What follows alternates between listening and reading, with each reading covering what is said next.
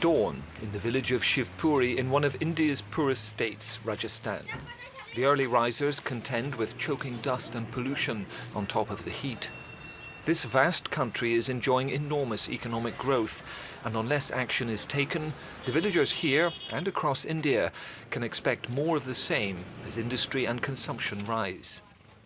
But we've also said repeatedly that we do not want to go to the levels which you have gone, which the Western nations have gone now.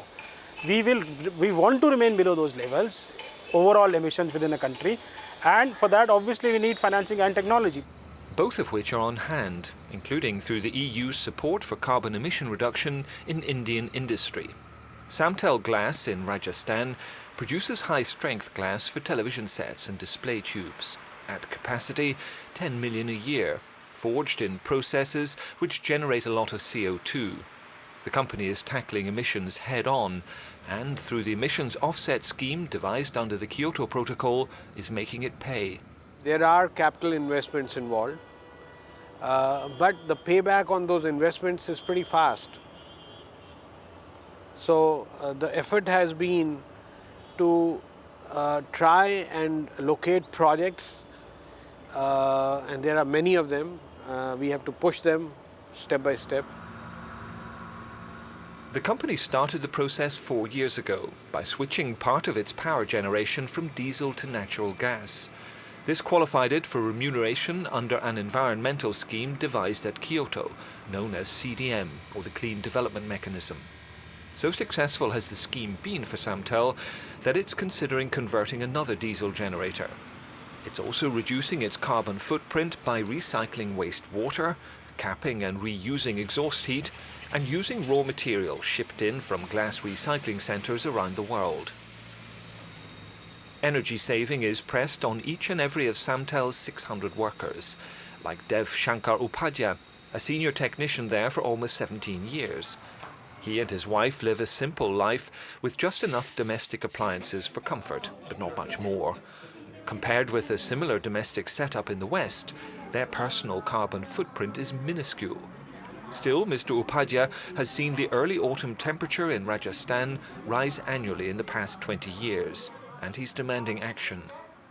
इसमें education के मामले में बहुत ज़्यादा जागरूकता रखनी है गवर्नमेंट को, और उद्योग ज़्यादा खुले, लोग बेरोजगार ना हो, कारण कि एटमॉस्फेयर को बचाएंगे, एटमॉस्फेयर बचा हुआ रहेगा तो हमारे आम जन जीवन में लोगों को भी सुखी ज़िंदगी जीने में आराम मिलेगा.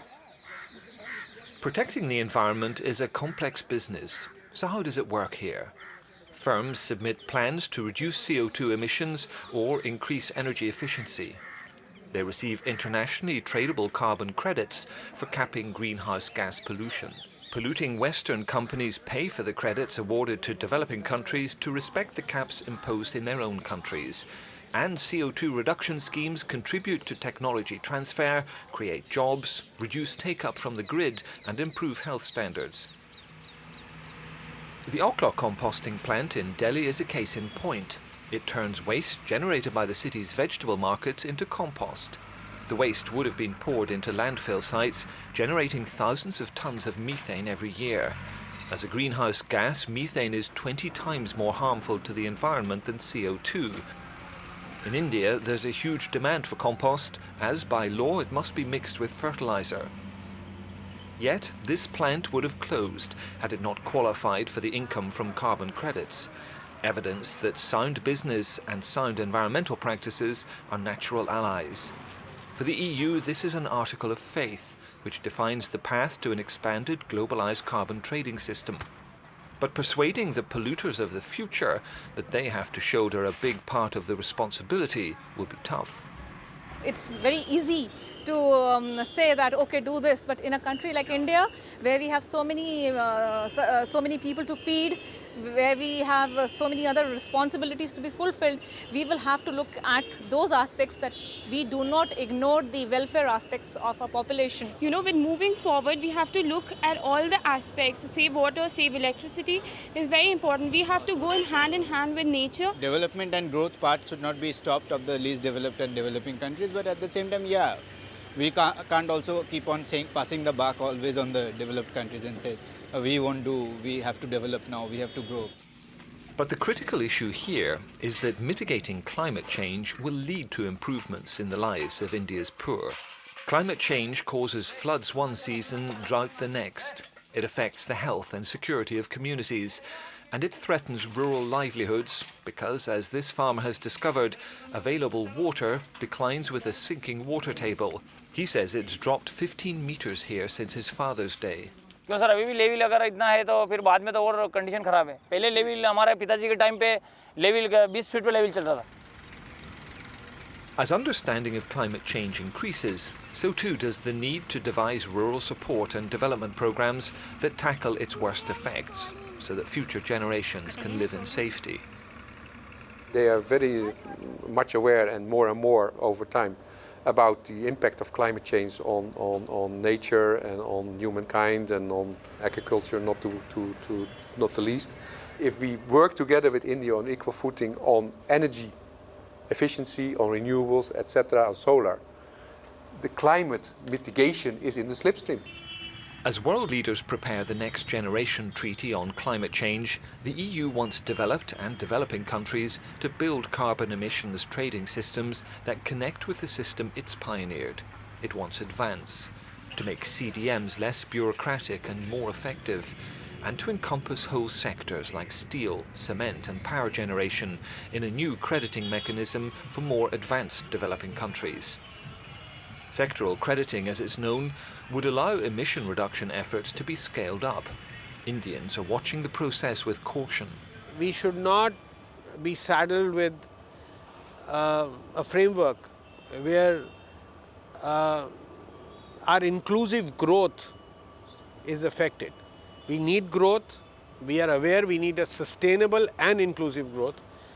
We will do it in a framework that is most suited to us. The post-2012 Kyoto regime, if something comes out, actually after the Kyoto, we never know that, we don't know. Something needs to be done because I think the cost of inaction will be too large for the global community at large. Others are calling for a real commitment to reducing carbon emissions by supporting green public transport schemes. If the rich or the Western nations or Annex I countries, they are looking to offset their own emissions by buying credits in the developing countries, it should not come cheaply. It should not come at a cheap cost as it is coming today. It should go into real low carbon technologies which are expensive. Cement production is vital in any growing economy, but a big emitter of CO2. Vikram Cement in Madhya Pradesh switched from fossil fuels powering its kilns to fuel derived from agricultural byproducts and municipal waste. It generates extra jobs outside the plant in the collection and sorting processes. Although Vikram qualifies for carbon credits, it's yet to recoup its capital outlay. But when it does, it should discover that the return on investment is high. This is the key point. The greening of industry needs to be cost-effective for it to be sustainable. From the outset, the EU's principle has been to stimulate business through the obvious returns and savings made, rather than burden it at a time of growth with mandatory regulations. Without such a free market approach, any evolving policies to limit climate change would surely crumble. Indians say they're ready to play their part in a process which has economic sense at its heart, with one important distinction. India is a country of more than 1 billion people, and it's honor-bound to meet their individual needs as well as the planet's collective needs.